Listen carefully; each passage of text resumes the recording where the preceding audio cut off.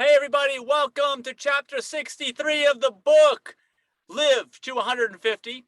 I'm Mike Young, lifestyle nutritionist with aPlantBasedDiet.org, and this chapter is about protein. It follows the more important chapter, which was about fiber, just before this one. So if you didn't watch that one, please go back and watch that one first. You may have no need to watch this one because this one really isn't really a concern for anyone. I know it's like the big deal. It's like, where do you get your protein? If you're eating, you're not eating animal products. Well, here's the long story short on protein is that almost everyone, just like in the last chapter, almost everyone out there is not getting enough fiber and suffering the dire consequences. In this chapter with protein, almost everyone is getting too much protein and the wrong kind.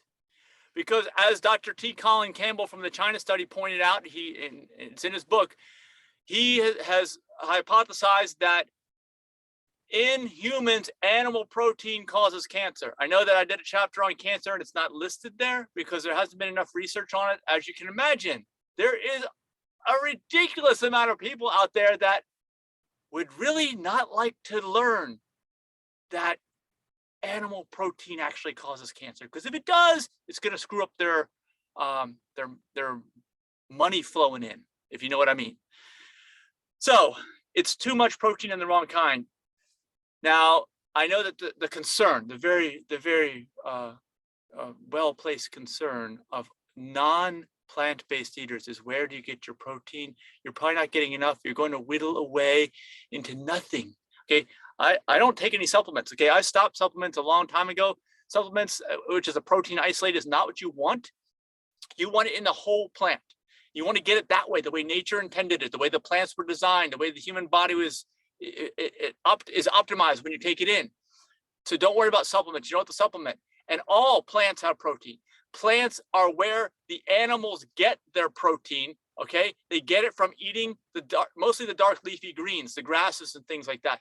And that's why if you look at our food pyramid, aPlantBasedDiet.org, our logo is our pyramid. Just look on there. Most of what you're supposed to be eating is dark leafy greens and all the colored fruits and vegetables on top of that. That should be the vast majority of your diet. And it's got to be, a wide variety of them, and you're going to get all your protein.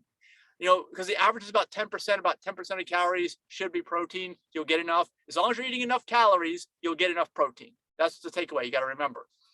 And it's not a concern. The bigger concern is where to get your fiber. Okay.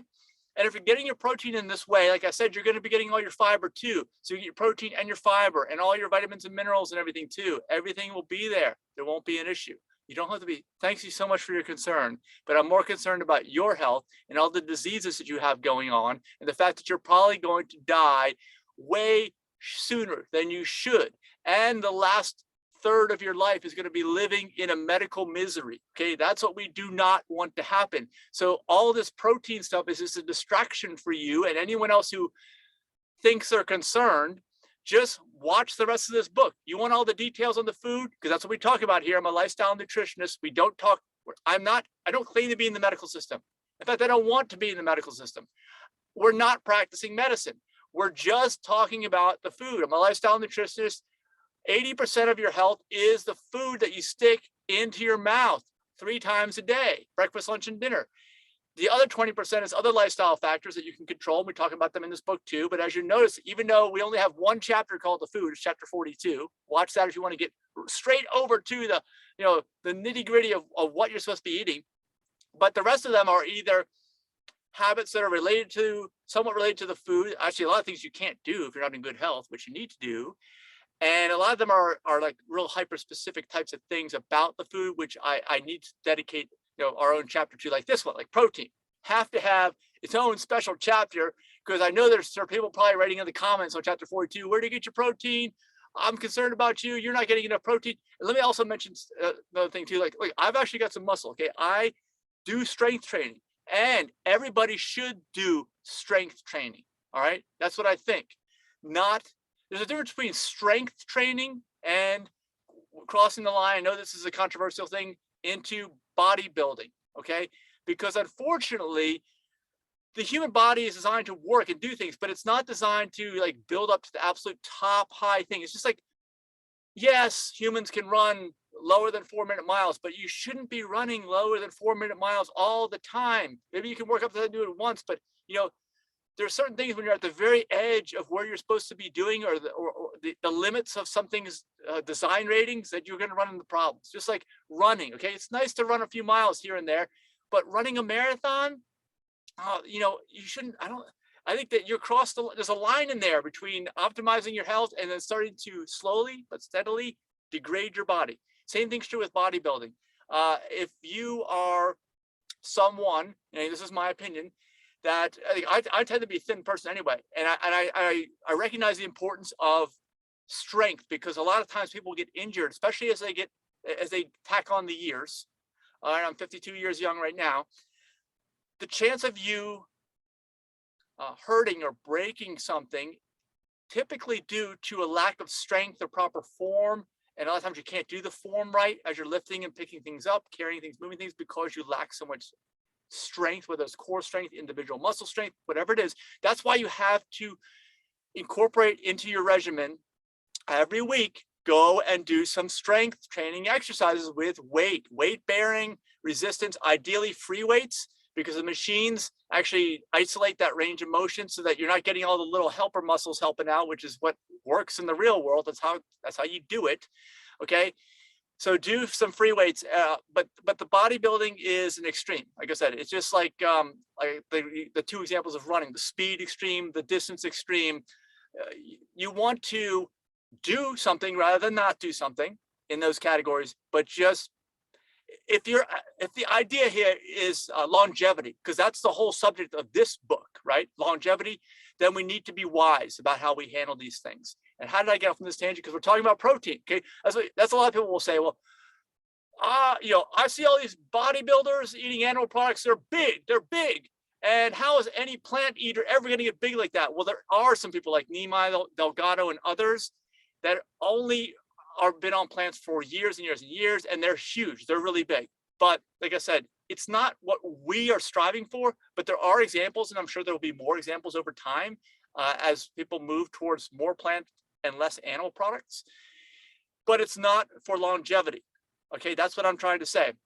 A lot of times, any kind of athletes, any kind of super talented, super accomplished athletes have much shorter lifespans. They are just operating right on the edge of the absolute design limit for the human body.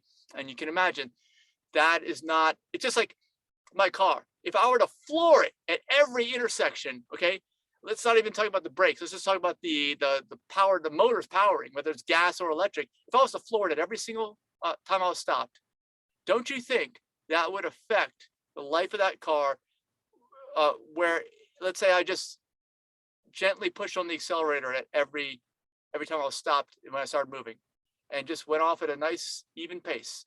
I think we all know that it would dramatically impact the longevity of that machine. Same thing's true with the human body. So just keep this in mind. That's the reason why I bring this up, is because this is why protein isn't so important. You're getting enough. If you're eating enough variety of plants, if you are eating them in the right way, chapter 42, you're getting enough protein. You don't need protein powders. You don't need to be a bodybuilder. And in fact, if we're talking longevity, we want to avoid those things. But you still want to work out with weights. And your protein from the plants will allow you to do that. It'll allow you to keep muscle on. You're not going to have to be as thin. You're not going to have to be rail thin unless that's your body. If it's your body type, I mean, you look at people, there's different widths to people. If you're not super wide, you're not going to be able to do anything about that. Okay. I mean, yeah, you can push on muscle and push it out, but if you're not going to be able to overcome like the width of your frame. Okay. But like I said, you shouldn't have to worry about this too much, and you should not focus on it, because what you should be focusing on from a longevity standpoint is eating the right food in chapter 42, and the protein is automatic. You're not going to have enough problem with protein unless you're not eating enough. That's another reason why you may look too thin. It's not because you're not getting enough protein, unless you're just not getting enough calories. That's the real issue. Eat more, eat more. I can't believe I'm saying this, right? Because usually what you hear in society today is eat less, control your portions, push that away at the table so you're not eating it. I'm telling you the opposite. Make sure you're getting enough protein. And the other thing is, if you look really thin, even if you are thin person, you're not that wide. Just doing regular strength training, weight bearing exercises. Again, I'm not talking about being a bodybuilder. That's all you're going to need. And you should be doing it anyway. All right. Especially as you get older. We don't want you to get hurt. And getting hurt has nothing to do with not getting enough protein. Because if you're getting enough protein, you're doing everything else right. If you're not doing strength training, I got to do a separate chapter on that now. I just realized that's your real issue. It's not the lack of protein. So please let me know in the comments below any kind of feedback you have on this, any kind of pointers that you have, anything that you've been doing right or wrong, things you're questioning now because of what I'm saying. Write it. This continue the discussion there in the comments. And of course, like the video if you've gotten anything good out of this one. Hopefully you have. And of course, subscribe to the channel so you will hear notifications on when we release future chapters. See you in the next chapter. Bye-bye.